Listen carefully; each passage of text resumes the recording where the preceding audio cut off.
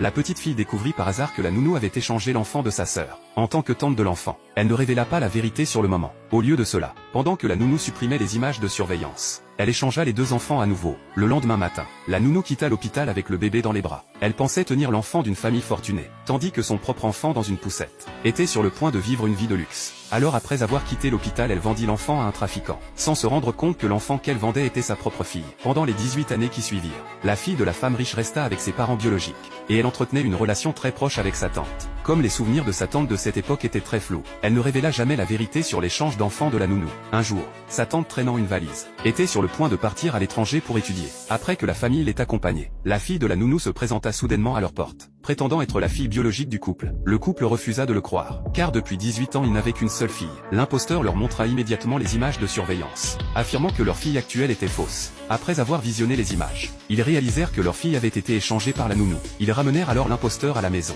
et écoutèrent son récit de ce qui s'était passé des années auparavant. Ils eurent le cœur brisé d'apprendre ses souffrances au cours des 18 dernières années. Pour compenser l'amour qu'elle avait manqué, le couple non seulement lui permit de vivre dans la villa, mais organisa également son inscription dans la même école que leur fille. La fille ne put qu'accepter en silence, se sentant comme une étrangère à ce moment-là. Depuis que l'imposteur avait emménagé dans la maison, la fille commença à s'occuper de leur vie quotidienne comme la nounou. Les parents donnèrent tout leur amour à l'imposteur. Mais l'imposteur, voulant chasser la fille, exhiba intentionnellement les nouveaux vêtements que sa mère lui avait achetés devant la fille, et insulta même la fille de voleuse, qui avait volé l'amour et l'identité qui lui appartenaient à l'origine. Entendant les pas de sa mère en bas, l'imposteur a délibérément arraché le bol des mains de la fille en feignant d'être faible, et l'a jeté par terre, accusant faussement la fille de l'avoir maltraitée. Quand la mère vit l'imposteur blessé, elle blâma immédiatement la fille. Le père également en colère gifla la fille. Il n'avait jamais été dur avec la fille auparavant, mais maintenant qu'il savait qu'elle n'était pas leur fille biologique, il ne se souciait plus de ses sentiments. La mère crut aveuglément au mensonge des imposteurs, gronda la fille, et lui ordonna de s'agenouiller dans le salon en guise de punition. Le père, voyant l'imposteur blessé, devint encore plus furieux.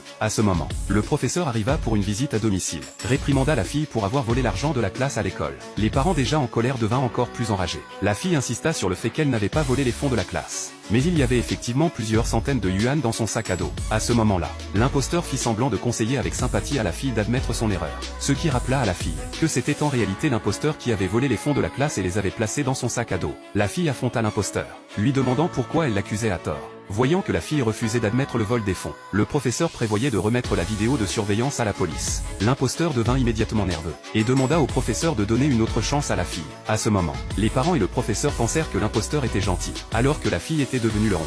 L'enseignant montra alors les images de surveillance, qui montraient clairement la fille mettant l'argent dans son sac à dos. Cela laissa la fille complètement confuse, car elle avait clairement vu l'imposteur l'accuser à tort, incapable de prouver son innocence. Et avec l'imposteur jetant de l'huile sur le feu, les parents rompirent complètement leur relation avec la fille, exigeant qu'elle s'excuse et quitte la maison. À ce moment précis, la tante revint de l'étranger. En rentrant chez elle, elle découvrit que sa nièce avait été remplacée par l'imposteur. Immédiatement soupçonneuse, elle écouta sa sœur et son beau-frère expliquer les événements, et réalisa qu'ils avaient cru à tort que la fille n'était pas leur fille biologique, simplement en se basant sur les images de surveillance, et l'avait même mise à la porte. La tante révéla immédiatement la vérité sur l'échange des deux enfants par la nounou 18 ans auparavant, dit qu'elle avait secrètement rééchangé les deux enfants à l'époque. Donc la fille qui avait été chassée de la maison était vraiment leur fille.